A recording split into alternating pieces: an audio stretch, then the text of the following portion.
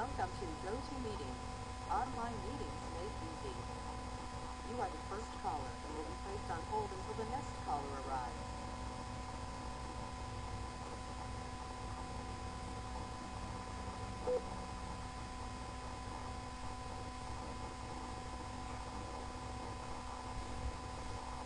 Buenas tardes, soy Jorge Rubio, profesor del ámbito científico-tecnológico.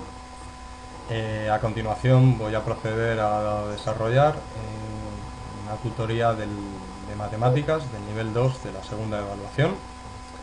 Durante esta segunda evaluación veremos los siguientes contenidos correspondientes al bloque temático 3, el área de geometría. En el tema 1, que tiene como título Geometría del plano, desarrollaremos los siguientes epígrafes, del 1 al 6. El epígrafe 1, el punto, la recta y el plano. El epígrafe 2, ángulos, clasificación. Y el epígrafe 3, lugar geométrico, serán desarrollados en el día de hoy, martes 10 de enero del 2012. Los epígrafes 4, polígonos, 5, circunferencia y círculo, y 6, perímetros y áreas, serán desarrollados el martes que viene, que es 17 de enero del 2012.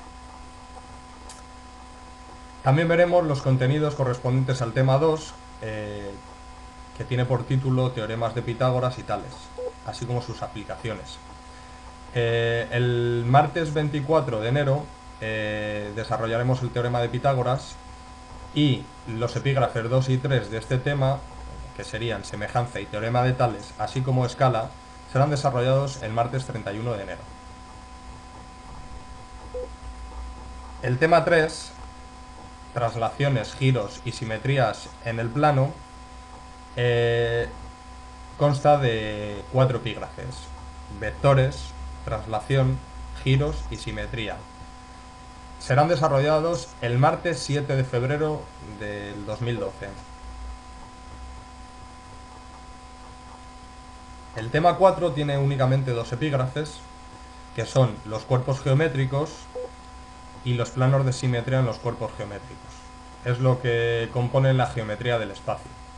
Se tratarán el martes 14 de febrero y finalmente el martes 21 de febrero desarrollaremos los temas 5, coordenadas geográficas y usos horarios, y el tema 6, cálculo de áreas y volúmenes, con sus correspondientes epígrafes, 2 en el tema 5, coordenadas geográficas y usos horarios, y en el tema 6, cálculo de áreas y volúmenes, con la resolución de problemas relacionados. Concluiremos las tutorías el martes 21 de febrero, puesto que el día 25, si mal no recuerdo, será el examen para los alumnos oficiales. Será el examen correspondiente a la segunda evaluación.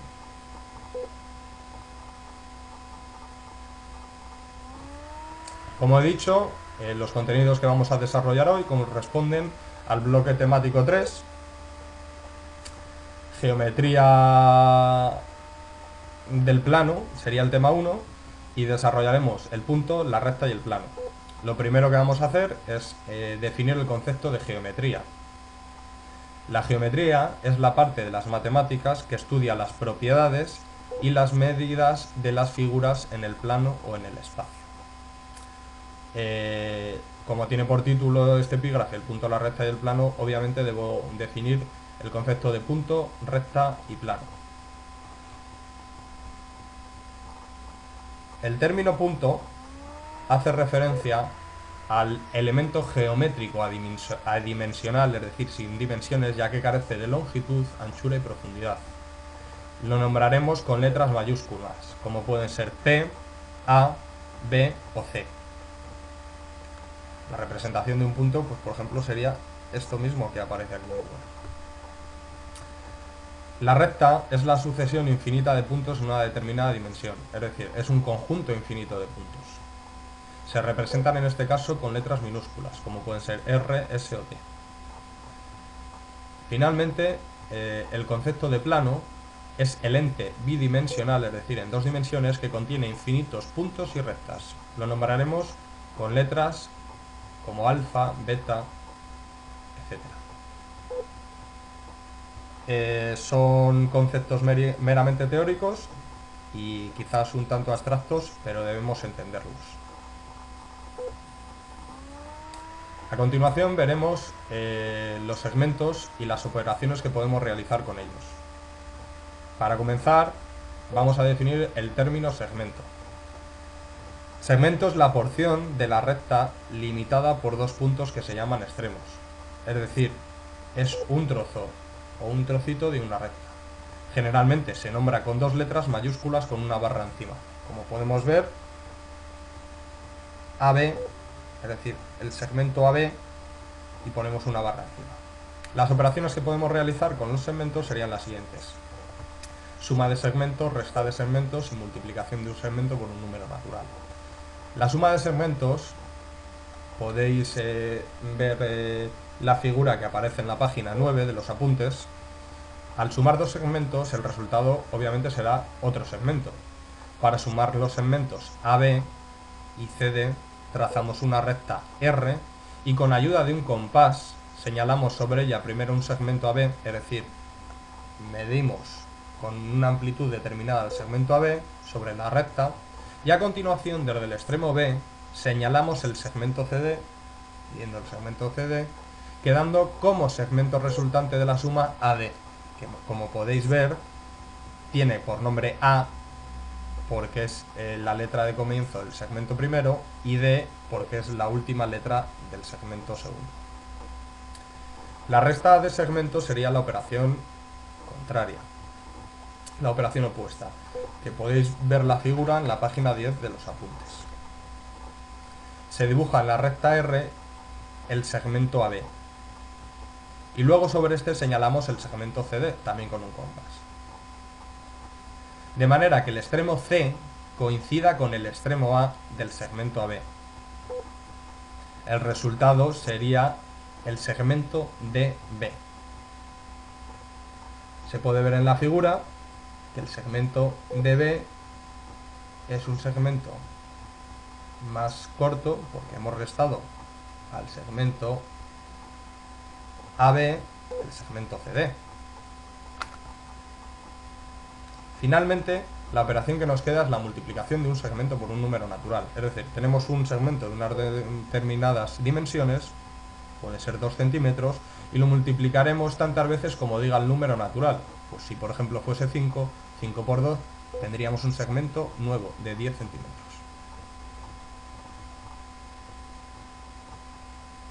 A continuación veremos la posición relativa de dos rectas.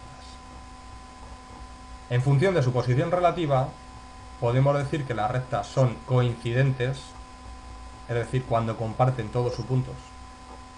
También podemos decir que son iguales, ya que comparten todos sus puntos. Secantes, las rectas que se cortan y comparten un punto.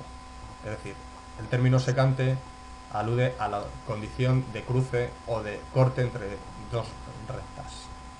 Como podéis ver en la página 10, aparecen las rectas R, U,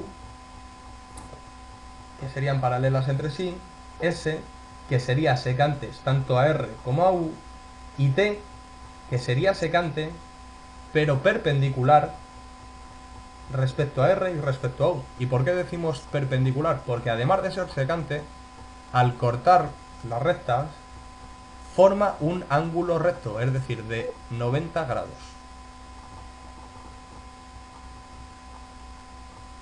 En las siguientes figuras podemos ver a la izquierda una recta secante respecto a otra, ya que comparten un punto en común, el punto de corte o de cruce, y a la derecha tenemos dos rectas que también son secantes entre sí. S y R son secantes entre sí, pero además de secantes podemos decir que son perpendiculares, puesto que forman un ángulo de 90 grados, es decir, un ángulo recto. También comparten un punto de corte. Es decir, podemos decir que la de la izquierda es una recta secante y la derecha, además de secante, es perpendicular. Decimos que dos rectas son paralelas entre sí cuando están en el mismo plano, pero no tienen ningún punto en común. Es decir, tienen caminos paralelos y por tanto no llegan a cruzarse, no llegan a cortarse. Como podemos ver aquí, la recta R y la recta S. Un ejemplo de rectas paralelas lo podemos encontrar en las vías del tren.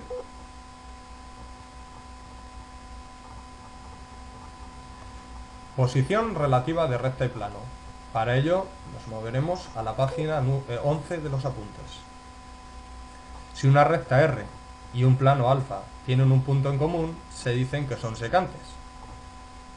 Y al igual que decíamos antes para dos rectas entre sí, si al cortarse forman un ángulo de 90 grados, decimos que son perpendiculares.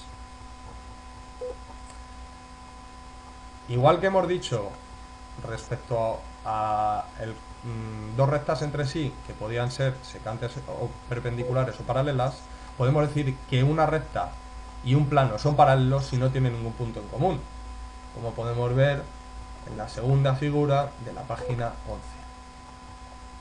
Finalmente, tendremos el caso en que la recta tiene todos sus puntos contenidos en un plano. Es decir, esta recta está contenida en ese plano. Como podemos ver aquí en la figura, la recta estaría contenida en el plano siguiente. A continuación, y también en la página 11 de los apuntes, podemos ver la posición relativa de dos planos. Es decir, primero hemos visto la posición relativa de dos rectas, a continuación hemos visto la posición relativa de recta y plano, y ahora veremos la posición relativa de dos planos entre sí. Igual que hemos dicho antes, pueden ser secantes. Dentro del tipo secante pueden ser perpendiculares y forman un ángulo de 90 grados al cortarse. Y si no comparten ningún punto, los planos serán paralelos entre sí.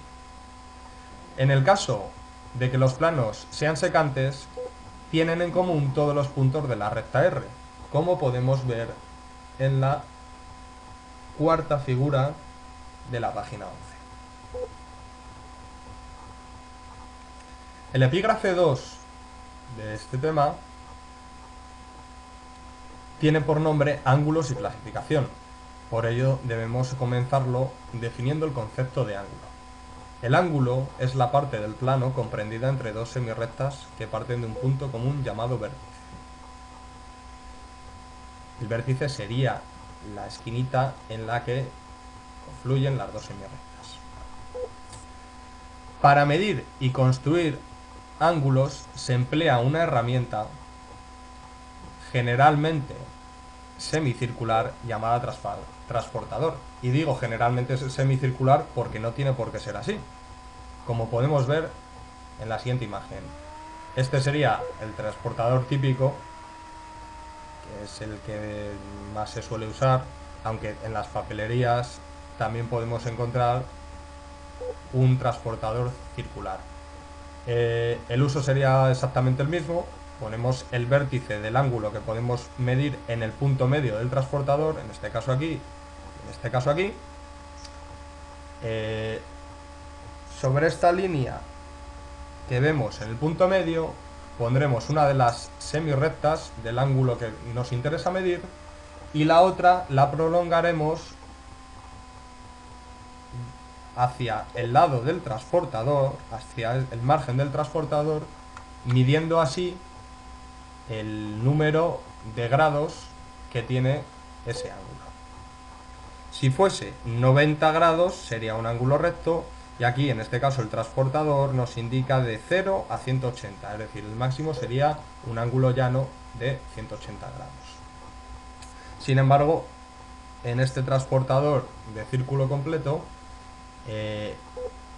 la circunferencia completa son 360 grados. A continuación vamos a ver los distintos tipos de ángulos en función de su medida. El ángulo agudo tiene una amplitud inferior a 90 grados. Como podemos ver en la figura, este es un ejemplo de ángulo agudo, aunque podría ser cualquier otro tipo cuya amplitud estuviese comprendida entre 0 y 90. Un poquito más de 0 y un poco menos de 90. Podrían ser, por ejemplo, hasta 89 grados, 27 minutos y 30 segundos. Es decir, podríamos limitarnos incluso hasta las subunidades de grados, que serían minutos y segundos. Recto, la amplitud es igual a 90 grados. Como ejemplo, pues por ejemplo, la escuadra de una portería o la esquina de una puerta. Obtuso. Tendría una amplitud comprendida entre 90 y 180 grados, siempre mayor que 90 y menor que 180 grados. Como podemos ver aquí en la figura, si fuese de 90 sería este. Y de 180 sería una recta. Sin embargo, puede ser desde 91 grados hasta 179. El ángulo llano tendrá una amplitud de 180 grados. Además, podemos decir que un ángulo es cóncavo cuando su amplitud, como podemos ver en la figura, es superior a 180 grados. Diremos que el ángulo es convexo si la amplitud es inferior a 180 grados. Inferior a 180 grados habría dos tipos de ángulos que acabamos de citar, agudos y obtusos. Tanto los agudos como los obtusos cumplen la condición de que tengan una amplitud inferior a 180 grados. Los ángulos agudos serían, como hemos dicho, inferior a 90 grados, por lo tanto también obviamente serían inferior a 180, y los obtusos hemos dicho que estaban comprendidos entre 90 y 180 y por lo tanto también tendrían una amplitud inferior a 180 grados.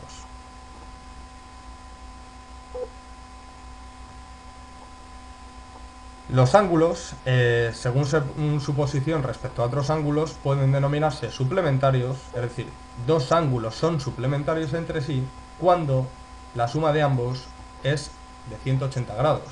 Como vemos aquí en la figura aparece un ángulo marcado en rojo y otro en azul.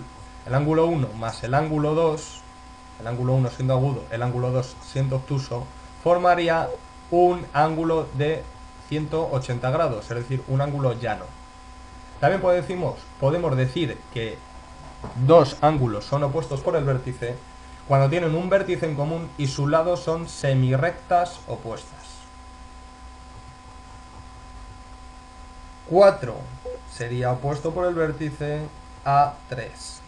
A su vez, 2 sería opuesto por el vértice a 1.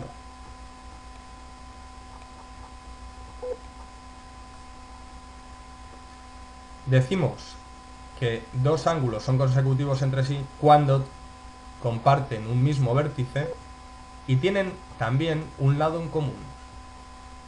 En este caso, el vértice sería el mismo para el ángulo recto y para este ángulo agudo. Sería esta semirrecta vertical el lado común de ambos ángulos. Adyacentes. Sus lados no comunes forman una línea recta. Los ángulos adyacentes son a su vez consecutivos y suplementarios, es decir, los ángulos no comunes forman una línea recta. Por ejemplo, de B a C sería la línea recta. Además, podemos decir que son suplementarios porque para formar una línea recta la condición es que sea un ángulo llano. Un ángulo llano son 180 grados y la suma del ángulo 2, que es agudo, más el ángulo 1, que es obtuso, forma un ángulo llano de 180 grados. Decimos que son consecutivos, vuelvo atrás, puesto que comparten un mismo vértice y un lado en común. El vértice 0 y el lado en común, la semirrecta A.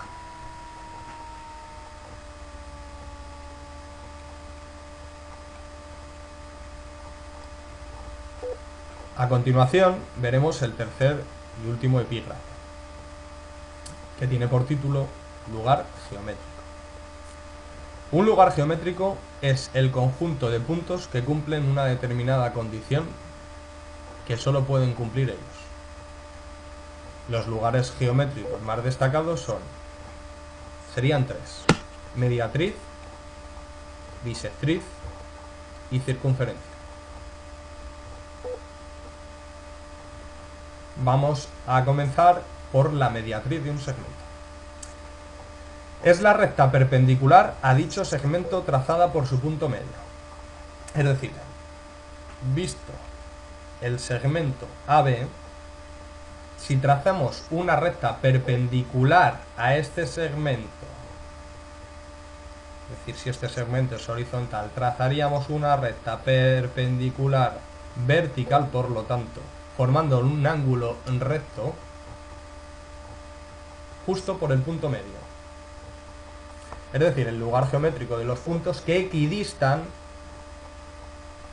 este punto equidista a B igual que a A, de dos puntos fijos, en este caso A y B. Podemos decir que para trazar la mediatriz de un segmento necesitamos una herramienta. ¿Cuál es? El compás. La condición necesaria para trazar la mediatriz es trazar, pinchando en B, trazaremos un arco con una amplitud mayor a la mitad del segmento. Si esta es la mitad del segmento, pues lo trazamos con una amplitud ligeramente mayor. Con esa misma amplitud, pinchamos en A y trazamos un arco que cruce en dos puntos, como vemos aquí arriba y aquí abajo, con el arco trazado desde B.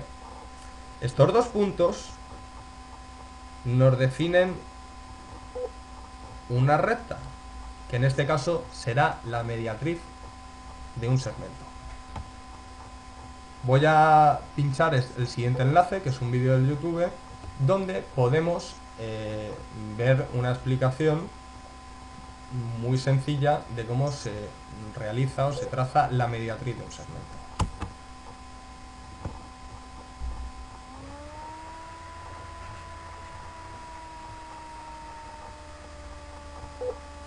Bien, vamos a hacer la construcción de una mediatriz del segmento AB. Sabéis que una mediatriz es la recta perpendicular a un segmento y que pasa por su punto medio.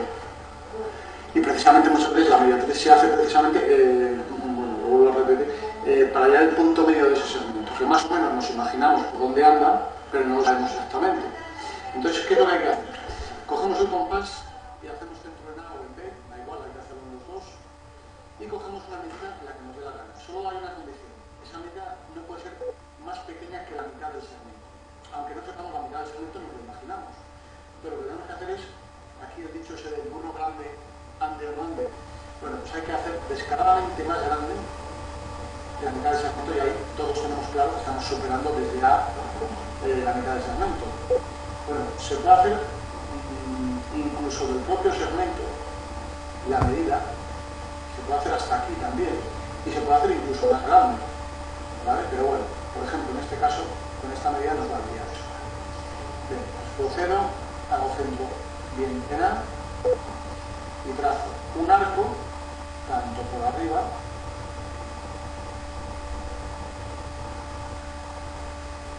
como por abajo. Todo sería lo mismo. Y después, con la misma medida, eso sí que es esencial, me voy al punto B, cuidado, al punto B, no a este otro donde el primer arco corta el segmento, sino al punto B. Eso es esencial tenerlo en cuenta, porque hay mucha gente que pica y cae en esta trampa, que hace dentro de este punto en vez de medio. Y trazamos otro arco igual. El mismo. De tal manera que nos aseguramos que este punto equidista de A y de B, con lo cual será de la futura mediatriz, que es una propiedad que tienen los puntos, o la propiedad que tiene un punto de una mediatriz de un segmento, y este también es de una mediatriz, y como sabemos que dos puntos definen una única recta, entonces la unión de estos dos puntos, siempre prolongándolos, recordad que una mediatriz es una recta. Entonces no deberíamos separarnos ni aquí ni aquí, porque si no parecería que la mediatriz de un segmento es otro segmento. Y y sospechosamente nos estamos parando en puntos concretos, ¿no? Prolongamos, y esto sería la mediatriz del segmento en cuestión. Confirmamos por la prueba de algodón, como digo yo, si la longitud desde A hasta ese punto es la misma que desde B hasta ese punto. Veo que sí, con lo cual esa es la mediatriz, o al menos.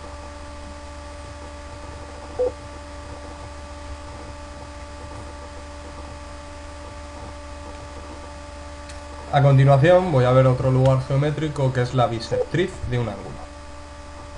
La bisectriz es la recta que divide al ángulo en dos partes iguales, es decir, si yo tengo un ángulo de 60 grados, dividiría al ángulo en dos ángulos de 30 grados. Es decir, es el lugar geométrico de los puntos que equidistan o están a la misma distancia de los lados del ángulo.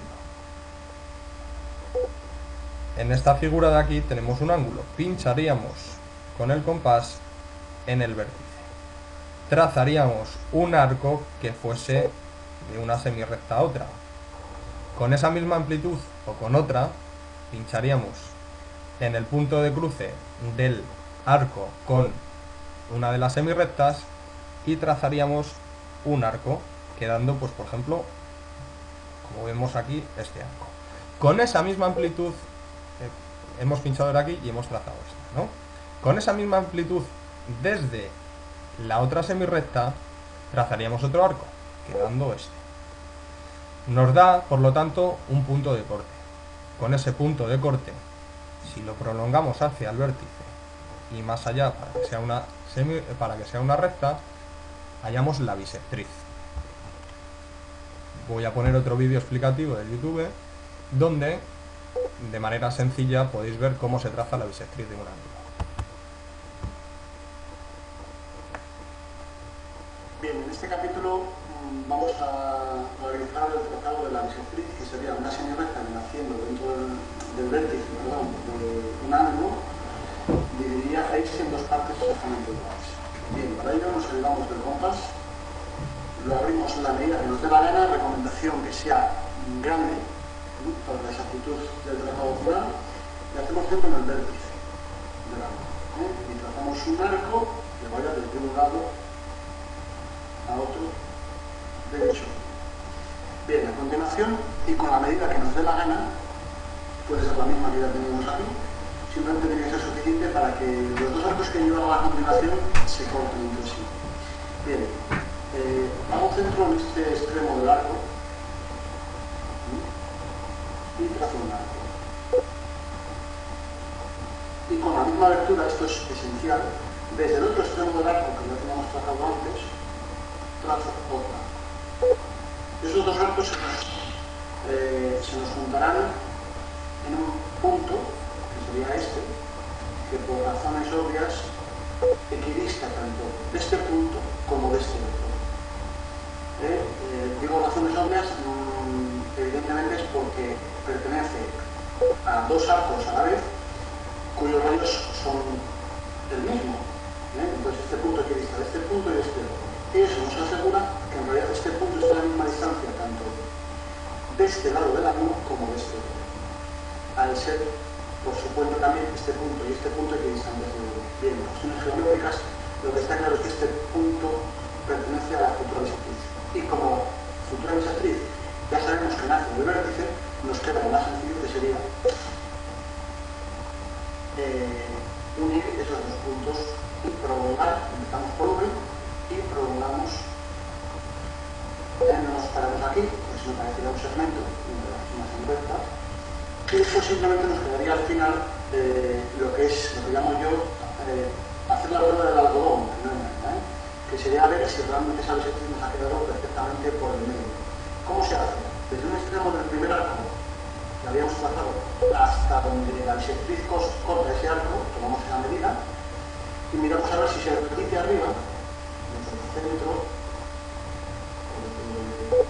la bisectriz se corta con el primer arco hasta el otro extremo del arco. Vemos que es la misma medida, esta